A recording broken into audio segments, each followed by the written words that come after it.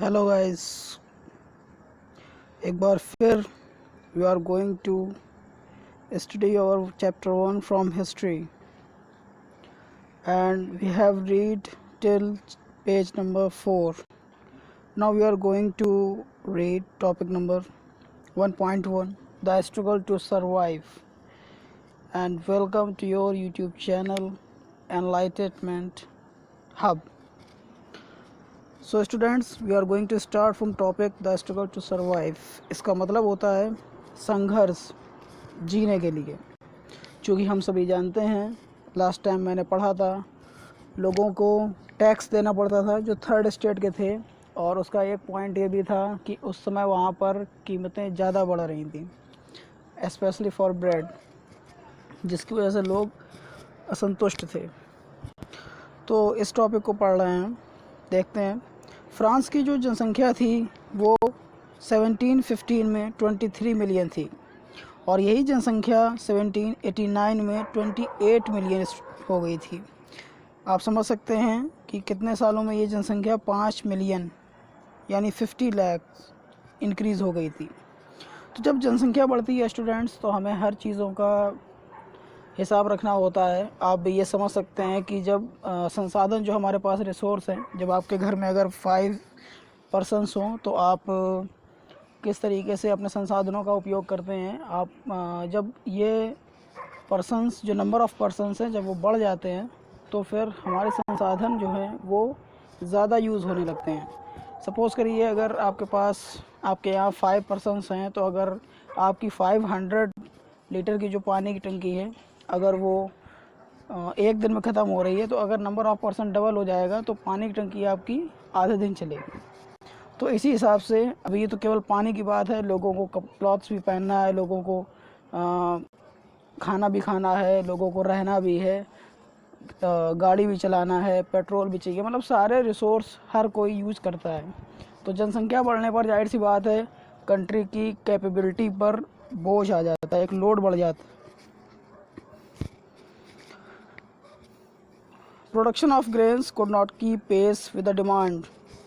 यानी सीधा सा इसका मतलब है कि जितना भी उत्पादन होता था अनाजों का, वो मांग के साथ समझौता नहीं कर पाया. यानी जितनी, चूँकि नंबर ऑफ़ पर्सन्स बढ़ रहे थे और अनाज उतना ही उत्पादन हो रहा था, तो वो उसके हिसाब से नहीं बढ़ पाया, जिसकी वजह से ब्रेड की जो कीमतें थीं, जो स्टेपल डाइट, एक्चुअल में जो स्टेपल डाइट वर्ड है वो यहाँ पर यूज़ हो रहा है, जो अधिकतर खाया जाने वाला भोजन होता है.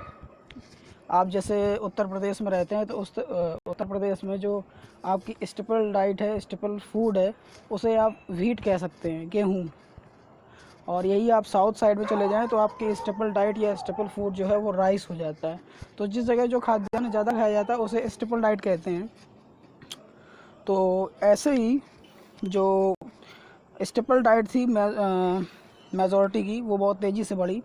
कई सारी वर्कर्स जो थे वो लेबर के रूप में काम करते थे वर्कशॉप में, लेकिन हम तो सभी जानते हैं कि जब हम कहीं पेड जॉब करते हैं तो वहाँ पर सैलरी फ़िक्स होती है. अब चूँकि सैलरी फ़िक्स थी, लेकिन महंगाई लगातार बढ़ रही थी, तो इस वजह से जो गरीब और अमीर की खाई थी वो बहुत तेज़ी से अपनी दूरी बढ़ा रही थी. चीज़ें और भी बदतर हो गई तब जब सूखा पड़ गया और कहीं पर पाला पड़ गया, और उसकी वजह से फसलें ख़राब हो गई. इसकी वजह से सब्सटेंसेस क्राइसिस, जैसे हम ये कह सकते हैं कि अचानक जो संकट आता है वो आया. एंड वो फ्रांस में लगभग ओल्ड रिगाइम में अधिकतर आता था.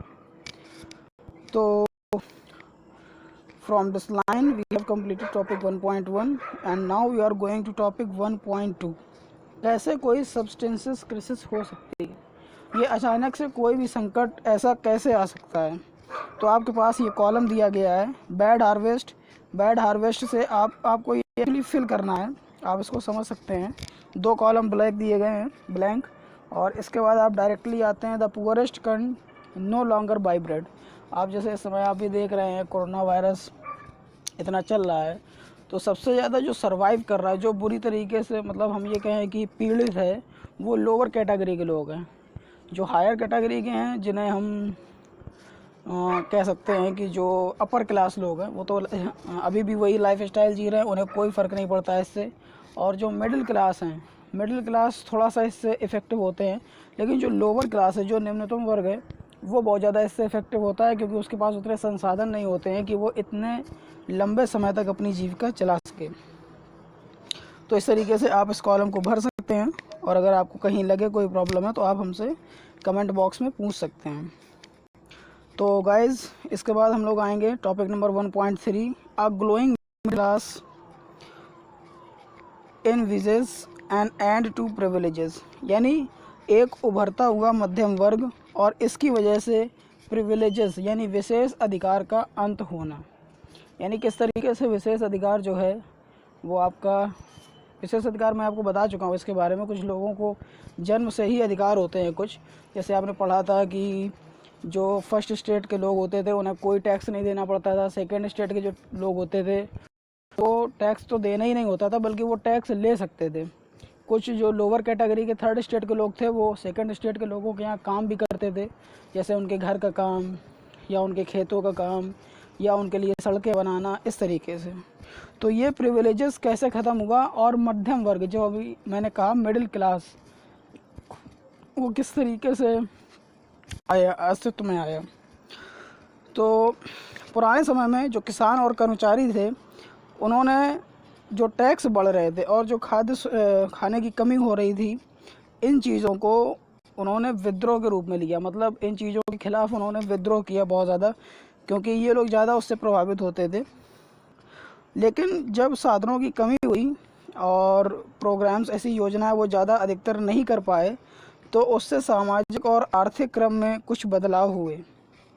This was left to those groups within the third state who had become prosperous and had access to education and new ideas.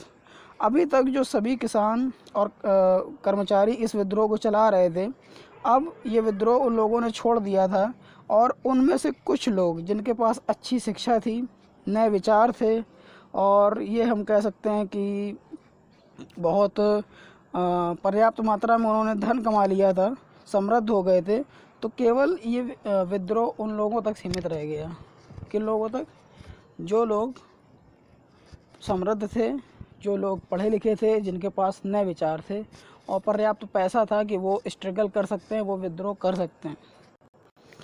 तो इसी के साथ नेक्स्ट पैराग्राफ, 18वीं सेंचुरी इस बात की गवाह है कि कई सोशल ग्रुप्स यानी सामाजिक समूह का उद्गम हुआ, शुरुआत हुई, जिसे हम मिडिल क्लास कहते हैं।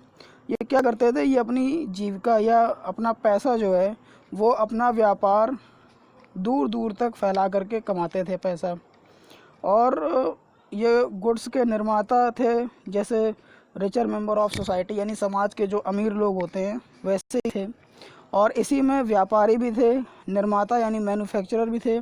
The third state included professions, अब इसमें जो थर्ड स्टेट जो था उसमें लॉयर यानी वकील थे, एडमिनिस्ट्रेटिव ऑफिशियल्स यानी प्रशासनिक अधिकारी थे, अफसर थे, और ये सब पढ़े लिखे होते थे, और ऐसा मानते थे कि समाज में कोई भी ग्रुप ऐसा नहीं है, कोई भी समूह ऐसा नहीं है जिसे जन्म से ही कुछ विशेष अधिकार मिल सके। मतलब इनका ये मानना था, ये काफ़ी पढ़े लिखे थे, मॉडर्न थे, तो इनका ये मानना था कि समाज में कोई भी ऐसा नहीं है जिसे विशेष अधिकार मिलने चाहिए या जिसे कुछ भी होना चाहिए, एक्स्ट्रा कुछ मिलना चाहिए।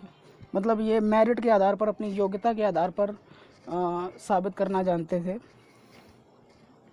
इसके अलावा किसी भी व्यक्ति, ये मानते थे कि किसी व्यक्ति की जो सामाजिक स्थिति है वो किस तरीके का व्यक्ति है उस पर निर्भर होना चाहिए, ना कि उसके जन्म से। तो इन्हीं विचारों से जो एक समाज था बना था, उसमें आज़ादी थी, बराबर के नियम कानून थे और सभी के लिए मौके थे।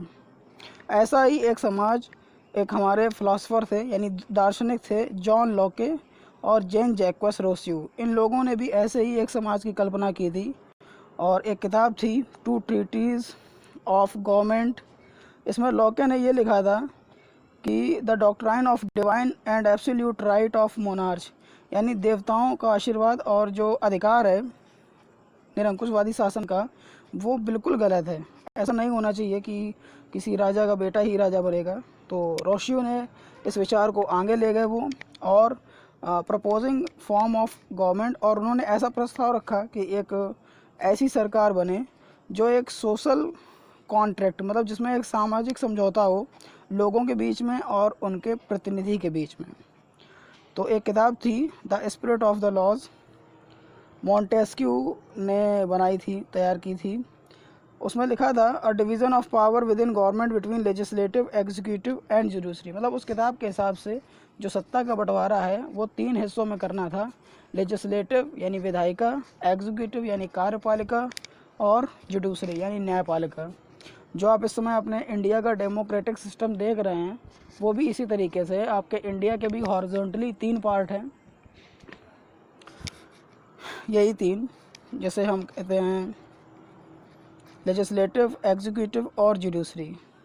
This model of government was put into force in the USA after the 13th Constitution, and its guarantee of individual rights was an important example for political thinkers in France. यानी इसमें जो ये इस तरह की जो सरकार थी उसका प्रावधान यूएसए में लाया गया जब 13 कॉलोनीज़ को आज़ाद करा लिया गया था ब्रिटेन से। अमेरिका का जो संविधान था और उसमें जो गारंटी दी जाती है हर किसी को एक जैसे अधिकार देने के लिए, तो ये एक अच्छा उदाहरण है फ्रांस में राजनीतिक विचारकों का। उन्हीं के विचार थे, ये फ्रांस के ही राजनीतिक विचार थे। तो the idea of those philosophers were discussed intensively in the saloons, coffee houses, मतलब जहाँ पर कहीं पर हम लोग बैठ जाते हैं, इकट्ठा हो जाते हैं, जैसे चाय की दुकान है या पान की दुकान है या फिर सैलून है जहाँ पर हम हेयर ड्रेसिंग के लिए जाते हैं। तो यहाँ पर इनके विचार डिस्कस होने लगे, लोग इनकी बातों को समझने लगे किताबों और अखबारों के माध्यम से। तो कई जगह पर जिन लोगों को पढ़ना नहीं आता था वहाँ पर लोग इसे दूसरे लोगों को जिनको पढ़ना नहीं आता उनको ज़ोर ज़ोर से बोल करके सुनाते थे ताकि उन तक ये मैसेज पहुँचे। अब जो खबर थी कि लुई 16 एक योजना बना रहे हैं कि वो आगे और भी टैक्स लगाएंगे, इससे लोगों के बीच गुस्सा आ चुका था और लोग विशेष अधिकार जो प्रिविलेज सिस्टम होता है उसके खिलाफ धरना देने जा रहे थे और उसकी तैयारी कर रहे थे। सो गाइस, ये हमारा पहला पॉइंट, पहला टॉपिक जो है हम कह सकते हैं, जो पार्ट होता है उसके अलग अलग टॉपिक्स होते हैं, तो पहला टॉपिक ये हमारा कंप्लीट हो गया है आज, और हम कल अपने सेकंड टॉपिक की तरफ गौर करेंगे। अगर आपको इसे और बेहतरीन तरीके से समझना हो तो इसमें आप इस टॉपिक को, जो सेकंड टॉपिक है आउटब्रेक ऑफ रिवॉल्यूशन, इस टॉपिक को थोड़ा सा पढ़ लीजिए पहले से ही, ताकि कल जब मैं आपको इसका वीडियो भेजूं तो उसे आप अच्छे से समझ सकें। तो इस वीडियो को देखिए, समझिए, और अगर आपको ये लगे कि किस तरीके से कुछ और इसमें सुधार हो सकता है या कोई आपकी प्रॉब्लम है तो कमेंट बॉक्स में ज़रूर गाइड करें। That's all, thank you.